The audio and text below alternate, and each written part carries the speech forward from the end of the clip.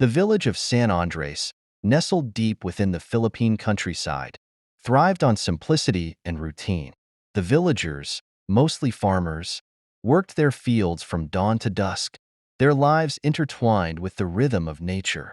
But in the summer of 2006, an undercurrent of fear began to ripple through the community.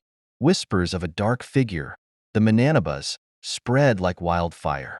This name, meaning the chopper, carried tales of brutal murders, where victims were hacked to death. These whispers turned to shivers, especially after sundown, when the village plunged into a haunting silence. The investigation led Clara to a former soldier named Enrique, a man with a known history of violence and a distinctive scar on his cheek. Enrique had been dishonorably discharged and harbored a deep grudge against the local government, whom he blamed for his downfall. Clara and her team began surveillance, tracking Enrique's movements. They discovered he frequented a secluded cabin in the woods, a place that could easily serve as a hideout. Clara devised a plan to capture Enrique. The team set a trap, using Mayor Rodrigo as bait. They staged a public event, ensuring Enrique would see an opportunity to strike.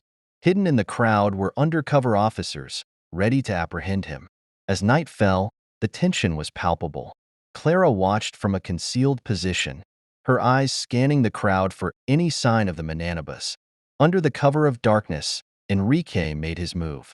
He slipped through the crowd, his machete glinting in the moonlight. Just as he approached the mayor, Clara sprang into action.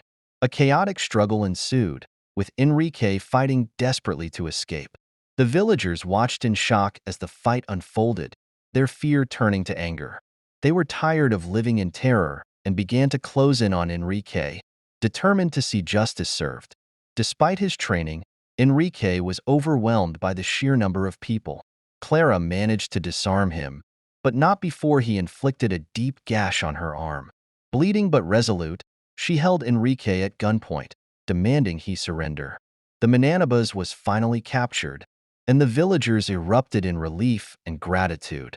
With Enrique in custody, the truth behind the murders began to emerge. He confessed to the killings, driven by a twisted sense of vengeance against those he believed had wronged him. The villagers of San Andres slowly began to heal, their lives returning to a semblance of normalcy. Mayor Rodrigo, though shaken, vowed to strengthen the community's resilience against such threats. Detective Clara Ramos became a local hero, her bravery and determination leaving a lasting impact on San Andres.